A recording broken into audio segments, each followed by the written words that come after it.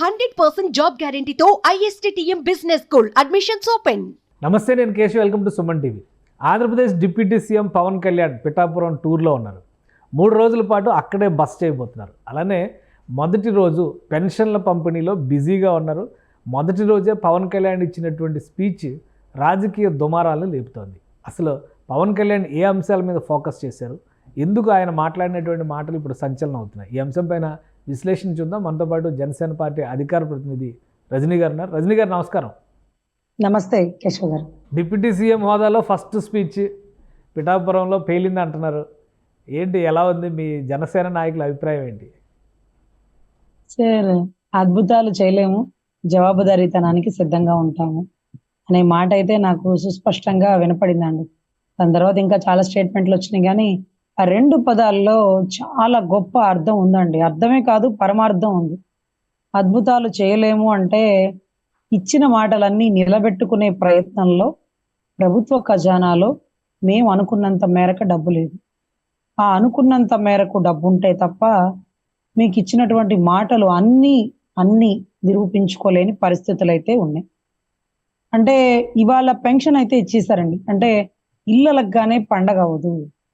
ఒక ప్రామిస్ నెరవేరగానే రెండో ప్రామిస్ కి ఎదురు చూస్తుంటారు ప్రజలు. జవాబుదారీతనం, సమాధానం ఖచ్చితంగా చెప్తాం. శ్వేతపత్రం రిలీజ్ చేస్తాం. పంచాయతీ శాఖ, అటవీ శాఖ, గ్రామీణ శాఖలు, ఇన్ని శాఖల్లో ఏ ఖజానాలో ఎంతెంత డబ్బు ఉంది, మన ముందు ఎంత పెద్ద టాస్క్లు ఉన్నాయి, అవి కంప్లీట్ చేయడానికి ఈ డబ్బు సరిపోతుందా? సరే, ఈ నెల అయిపోయింది కేశవ్ గారు, తప్పట్లు కొట్టారు, పెన్షన్లు ఇచ్చేసాం. 3,000 అనుకున్న వాళ్ళకి ఒకటోసారి, రెండోసారి, మూడోసారి అంటూ సర్కారు వారి పాట అన్న జగన్మోహన్ రెడ్డి చూసి ఈ పక్క నవ్వుకొని మనం ఒకేసారి 1,000 రూపాయలు కల్పించాం. చాలా గొప్పగా ఉంది. ప్రజలు గొప్పగా రిసీవ్ చేసుకున్నారు. వాళ్ళ దీవెనలతో నెక్స్ట్ మిగతా ప్రామిస్ కూడా నెరవేర్చుకోవాలని మనస్ఫూర్తిగా దేవుణ్ణి ప్రార్థిస్తున్నాం. ఈరోజు పంచాయతీ శాఖ చాలా కీలకమైన శాఖ అండి. పవన్ కళ్యాణ్ గారు ఇచ్చినటువంటి స్టేట్మెంట్లో 2 అంశాలు, నిధుల కొరత అనే దాని గురించి కొంత ప్రస్తావించారు. ఆయన కొన్ని ఇబ్బందులు ఉన్నాయి, ఆర్థికపరమైనటువంటి ఇబ్బందులు ఉన్నాయి, అయినా నిలబెట్టుకోవడానికి మేము ప్రయత్నిస్తున్నాం అన్నారు. రెండోది, నిబంధనలు ఉల్లంఘించిన వాళ్ళని ఎవరిని కూడా వదిలిపెట్టం అనేటువంటి స్టేట్మెంట్ కూడా ఇచ్చారు. సో ఏంటి, ఈ రెండింటిని మేళవించి చూస్తే, ఒకటి హామీల అమలు, రెండోది గతంలో జరిగిన తప్పిదాలు, ఇంతేనా? వీటిపైనే ఫోకస్ ఉందా? సార్, గత ప్రభుత్వంలో యాజ్ అన్ హైకోర్టు అడ్వకేట్గా నాకు తెలిసింది ఏంటంటే, రోడ్లు వేసిన వాళ్ళకి డబ్బులు ఇవ్వలేదు. ఆ డబ్బులు ప్రభుత్వం నుంచి నిలబెట్టి వసూలు చేపించాం. దాంట్లో కలెక్టర్లు సైతం పెనాల్టీలు అనుభవించారు, పనిష్మెంట్లు అనుభవించారు, కోర్టు చుట్టూ తిరిగారు. కానీ ఈ వచ్చే ప్రభుత్వంలో ఖజానాలో డబ్బులు లేని నేపథ్యంలో రోడ్లు వేయడానికైనా ఉన్నాయా? మీకు తెలుసా, అమరావతిలో రోడ్ల మీద దొంగతనాలు జరగవు, రోడ్లే దొంగతనాలకు గురవుతాయి. ఆ రకంగా గండి కొట్టేశారు. సో ఇదంతా చూస్తుంటే సార్, నిధుల కొరత ఎంతో కొంత ఉందని ఏందో మీరు నోటి మాటగా తీసి పక్కన పడేస్తున్నారు. కానీ ఎంత కొరత ఉంది అనేది శ్వేతపత్రం రిలీజ్ చేయాల్సినటువంటి బాధ్యత పంచాయతీ శాఖ మంత్రి గారికి ఉంది. ఎందుకంటే చాలా ఎక్స్పెక్టేషన్స్ తో ఆవురావురమని ఆకలితో ఎదురు చూస్తున్న ప్రజలకి ఒక పథకాన్ని ఇచ్చేస్తే చాలా సంతోషపడ్డారండి. అంటే దగ్గర మాకు తెలిసి 40,000 పైచిలుకు మంది పిఠాపురంలో ఇవాళ రోజు పెన్షన్లు తీసుకున్నారట. 27,36,00,000 పైచిలుకు అమౌంట్ అక్కడ పంచిపెట్టారు. దాంట్లో ఒంటరి మహిళలు, వృద్ధాప్యులు, వికలాంగులు, మత్స్యకారులు, కళ్ళు రైతులు, కళ్ళు కార్మికులు, అదే రకంగా డప్పు కళాకారులు, అదే రకంగా ఇంకా కూడా కొంతమంది ట్రాన్స్జెండర్లకు కూడా కొంత అందింది. సో ఈ అన్నిటి నేపథ్యంలో 27 కోట్లు ఖర్చు, 36 లక్షలు, 27 కోట్లు 30 లక్షలు అంతవరకు క్లియర్ అయిపోయింది. నెక్స్ట్ వచ్చే నెల కూడా 27,36,00,000 డబ్బు ఒక పిఠాపురానికి ఇస్తే, అంటే ప్రతి నెల ఇవ్వాలి కదా. అదే రకంగా మిగతా ఏరియాలకి, మిగతా ఊర్లకి, మిగతా జిల్లాలకి ఎన్ని కోట్లు ఖర్చు అవుతుంది ఉట్టి పెన్షన్లకి. 1వ తారీఖు జీతాలకేంటి, తర్వాత పెన్షన్దారులు, గవర్నమెంట్ పెన్షన్దారులు ఏంటి, గవర్నమెంట్ ఎంప్లాయీస్ రిటైర్ అయితే వాళ్ళకి ఇచ్చే డబ్బులు ఏంటి, అసలు ఏదన్నా ఎక్కడన్నా చిన్న ఇన్సిడెంట్ జరిగితే వాటికి కట్టే నష్టపరిహారాలు ఏంటి, అసలు ఇదంతా ఊహించుకుంటే అసలు మా నాయకుడు సార్ కేశవ్ గారు ఓడిపోయినప్పుడు కూడా పక్కపక్క నవ్వుతూ గెలిపించిద్దాం, పోరాడితే పోయేదేంది, బానిస సంఖ్యలు అంటూ గర్జించిన మా అన్న, స్టేజ్ల మీద పాటలకి డాన్సులు వేసిన మా అన్న ఈరోజు గెలిచిన తర్వాత నిశ్శబ్దం అయిపోయాడు సార్. అంటే ఒక లక్ష్మీ నరసింహస్వామి ఉగ్ర రూపం చూస్తున్నామేమో. ఎందుకంటే ఆయన మీకు చెప్పారు, గతంలోనే అందరికీ చెప్పినారు, 21 సీట్లు వస్తే భయంగా ఉంది. ఎందుకని? బాధ్యత ఉంది. ఎందుకని? ఖజానాలో ఎంతుందో, మనం ఎన్ని వాగ్దానాలు చేశామో అవన్నీ నెరవేర్చుకునే నేపథ్యంలో నేను జీతం తీసుకుంటాను గవర్నమెంట్ ఎంప్లాయీగా, ఏది ఒక ప్రజాప్రతినిధిలాగా జీతం తీసుకుంటాను, గవర్నమెంట్ ఇచ్చే జీతం అని గతంలో చెప్పారు. గుర్తుందా కేశవ్ గారు? అవును. ఇప్పుడేం చెప్పారు? నిధుల కొరత ఉంది, అనుకున్న రకంగా చేయలేకపోతామేమో, కానీ అద్భుతాలు చేయలేము, మా ప్రయత్నం అయితే మేము అన్ని రకాలుగా ప్రయత్నిస్తున్నాము అభివృద్ధి పదంలో తీసుకువెళ్ళడానికి. బాధ్యతలు సరిగా నెరవేర్చలేనప్పుడు హక్కులు అనేవి కలిగి ఉండవు అన్నట్టుగా తనకు తానే పనిష్మెంట్ వేసేసుకుంటాడు సార్. నాకు అప్పుడు గుర్తొచ్చింది, జానీ సినిమాలో లాస్ వచ్చినప్పుడు యాక్టర్ గా నువ్వు కష్టపడ్డావు కదా, డిమాండ్ గా నీ అమౌంట్ నువ్వు తీసుకోవచ్చు కదా అంటే, అక్కడ ప్రొడ్యూసరు, డైరెక్టరు, అక్కడ ఉండే వాళ్ళు లేకపోతే చాలా మంది నష్టపోయారు, థియేటర్ల ఓనర్లతో సహా. మరి నేను ఒక్కదాన్ని ఎలా డబ్బులు తీసుకుంటా ఒక్కడనే అని చెప్పి డబ్బులు తీసుకోవడానికి ఒప్పుకోలేదండి. అంత నిజాయితీగా, నిరభ్యంతరంగా, ధైర్యంగా పనిచేసేటటువంటి ఒక పరిపాలకుడు, ఒక సేవకుడు, ఒక కార్మికుడు రోజు నేను తీసుకోలేని జీతం అని చేతులెత్తేశాడు. నా వల్ల కాదు, వద్దులేండి, అసలు నిధులు లేవు, నిధులు లేనప్పుడు నాకు ఇచ్చే జీతం కూడా దండగైపోతుంది, వద్దులే, ఆ నిధులు దాంట్లో ఉంచండి, 1,00,000 2 లక్షలు ఎంత వస్తున్నాయి జీతం, ఆ వరకన్నా ఇంకొక దేనికన్నా ఉపయోగపడుతుంది, నేను ఎలా తీసుకుంటాను, వద్దులేండి, డబ్బు అంతా బాగున్నప్పుడు అందరం కలిసి తినొచ్చు, లేనప్పుడు నా రూపాయి నాకు ఇవ్వాల్సిందే, నా ఎమ్మెల్యే సీట్ నాకు ఇవ్వాల్సిందే, నాకు ఎమ్మెల్సీలో ఏమి ఇస్తావు, నా పోస్టులు ఏమి ఇస్తావు అంటూ మాట్లాడే వాళ్ళకి ఈ రోజు ఆయన చూసి నెరవేర్చుకోవాల్సింది, తెలుసుకోవాల్సింది చాలా ఉన్నాయి. బాధ్యతలు అవి, జవాబుదారీతనం. ఏ అన్నా చేస్తానన్నావు, చేయలేకపోయినావు అంటే ఎక్కడ పెట్టుకోవాలి తల? ఇదే భయం, భయంతో కూడిన బాధ్యత. అందుకనే ఎన్నికల సమయంలో కూడా చాలా వరకు డిస్కషన్ జరిగింది, ఆర్థిక పరిస్థితి బాగాలేదు, ఇన్ని హామీలు ఇస్తే అమలు చేయడం కష్టమవుద్ది అనేటువంటి చర్చ జరిగింది. అయినా కానీ రెవెన్యూ జనరేట్ చేస్తాము, అలానే దానికి తగ్గ ఫలితాలని ప్రజలకు పంచిపెడతాం అని చెప్పారు. ఇప్పుడు ఆ పరిస్థితి కానీ ఆ వాతావరణం కానీ లేదంటారా? 100% ఉంటుంది సార్, వస్తుంది. ఇప్పటికిప్పుడు అవని పరిస్థితి.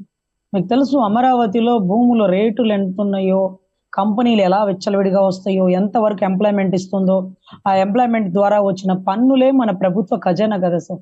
ప్రత్యేకించి మనం ఏమి అక్కడ దాచుకునేది లేదు, మనం కట్టే పన్నులే.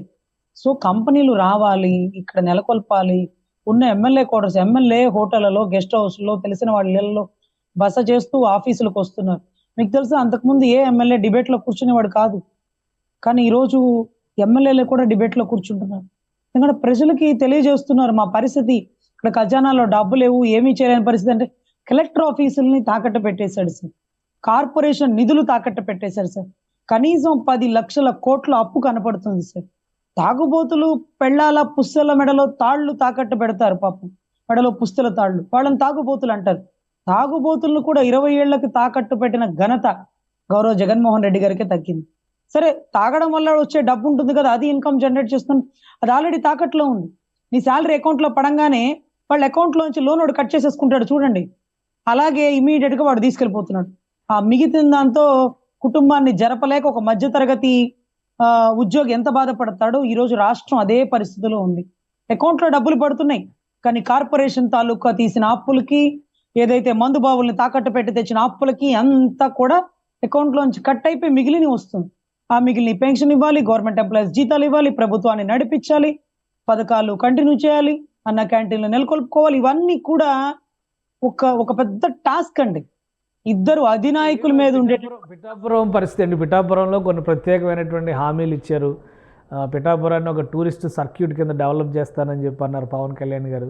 ఈ 2-3 రోజులు అక్కడ బస చేస్తున్నారు కాబట్టి ఉప్పాడ బీచ్ పర్యటన ఉంది, అలానే సమీక్షలు ఉన్నాయి, పక్కన ఉన్నటువంటి నియోజకవర్గాలను కూడా సమీక్షించబోతున్నారు పవన్ కళ్యాణ్. సో ఏ విధంగా ఉండొచ్చు ఇది? సార్, పిఠాపురానికి ఆయన ఇచ్చినటువంటి ప్రామిస్, దేశం మొత్తం పిఠాపురం వైపు తిరిగి చూడేలాగా చేస్తానన్నారు. అదే రకంగా అక్కడ ఎమ్మెల్యే ఎవరైతే పిఠాపురం ఎమ్మెల్యే గారు ఈరోజు రాష్ట్రానికి డిప్యూటీ సీఎం, ఒక పెద్ద గురుతర బాధ్యత ఉన్నటువంటి పంచాయతీ శాఖ, అటవీ శాఖలో కీలకమైనటువంటి ఒక పెద్ద శాఖలు ఇవి, వాటిలో మినిస్టర్. సో ఒక మన ఎమ్మెల్యే ఒక పెద్ద మినిస్టర్ అయితే మనకి ఎంత ఉపయోగపడతాడు అనే దాంతో ఎదురు చూస్తున్న పిఠాపురం వాస్తవులకి సెంట్రల్ నుంచి ఫండ్ అయినా జనరేట్ చేసి ఒక దేవాదాయ ధర్మాదాయ శాఖ లాగా ఒక టూరిస్ట్ విభాగాన్ని జనరేట్ చేయాలండి. ఆ ఉప్పాడకు సంబంధించినటువంటి ఏదో మీరు చెప్తున్నారు కదా, ఆ బీచ్ కానివ్వండి, ఏదైతే శ్రీపాద వల్లభుడు, పురుహుతిక అమ్మవారు, అదొక శక్తి పీఠాలండి. ఆ దరిదాపుల్లో చాలా వరకు గుళ్ళు ఒక శైవ క్షేత్రాలుగా, ఒక శక్తి పీఠాలుగా వెలసిల్లింది.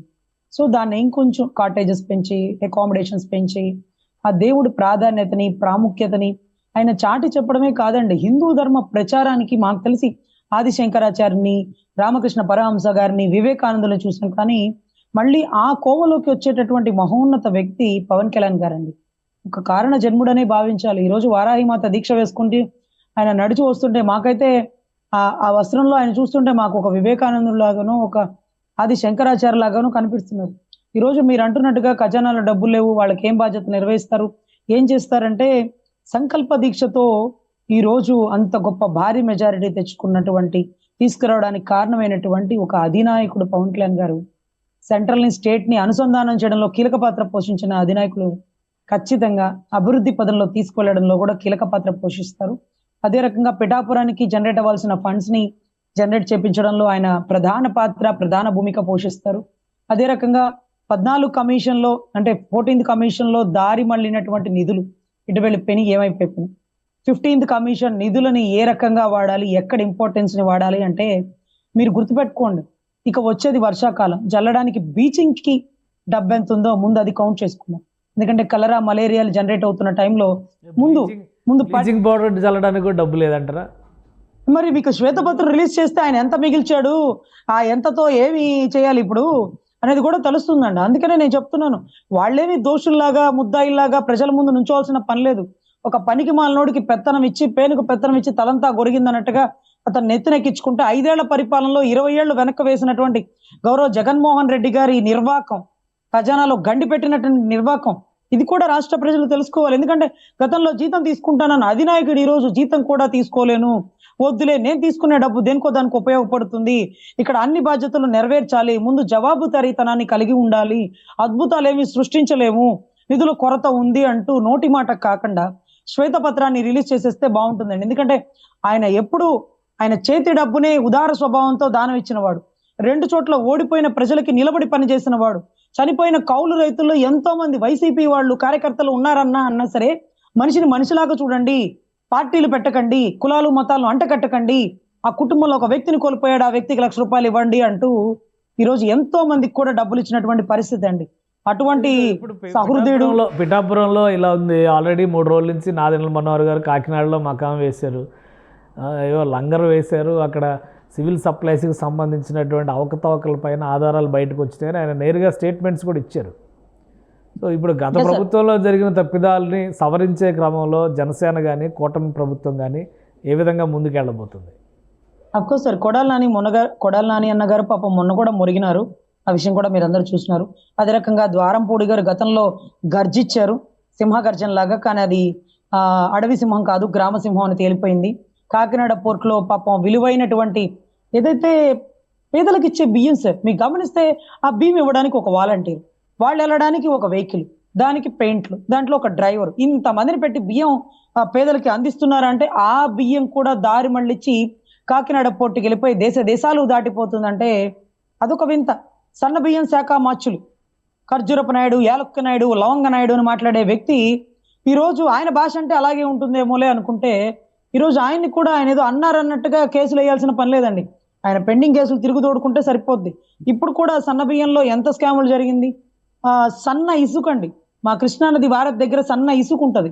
కృష్ణానది నుంచి ఇసుక తెల్లారుజామున 3ంటికి ట్రక్కు లారీలతో గుడివాడ వైపు వెళ్ళిపోతుందంట, ఇసుక నీరు కారుకుంటూ. సో ఇవన్నీ కూడా వెలుగులోకి తీసుకొచ్చి వాళ్ళు ఏదో అన్నారని వాళ్ళకి సమాధానం చెప్పి వాళ్ళు జైల్లో వేసేంత టైం మాకు లేదు సార్. వాళ్ళు ఖజానా గండిపడిచ్చారు, నిధుల్ని దారి మళ్ళిచ్చారు, పథకాలని వాళ్ళు భోజనాలు చేశారు. సో ఇవన్నీ వెలుగు తీసి తిన్న ప్రతిది గంప కింద ఉన్న ప్రతి పందికొక్కు తిన్నదాన్ని కక్కిస్తే తప్ప మళ్ళీ ఖజానా నిండని పరిస్థితి. శ్వేతపత్రం రిలీజ్ చేసి మీరేమీ దోషుల్లాగా బాధపడాల్సిన పని లేదండి. మీరు శ్వేతపత్రం రిలీజ్ చేసి ఖజానాలో ఎంత ఉంది, ఇప్పుడు ఏదైతే ఈ పెన్షన్ల పథకంలో ఎంత వెళ్ళిపోయింది, ఇంకెంత ఉంది, దీంట్లో పంచాయతీకి ఎంత ఇవ్వగలుగుతారు, ఇవన్నీ కూడా ఓపెన్ చేసి ప్రజలకి చెప్తే మీరు ఏదో జవాబుదారీతనం అన్నారు కాబట్టి మీరు ఏమీ బాధపడాల్సిన పని లేదు, భయపడాల్సిన పని లేదు. మీరు ధైర్యంగా ప్రజలకు సమాధానం చెప్పచ్చు. ఇది గత ప్రభుత్వ నాయకులు చేసినటువంటి నిర్వాకం. 5 ఏళ్ల పరిపాలనలో 30 ఏళ్ళు మనం వెనక్కి వెళ్ళిపోయాం.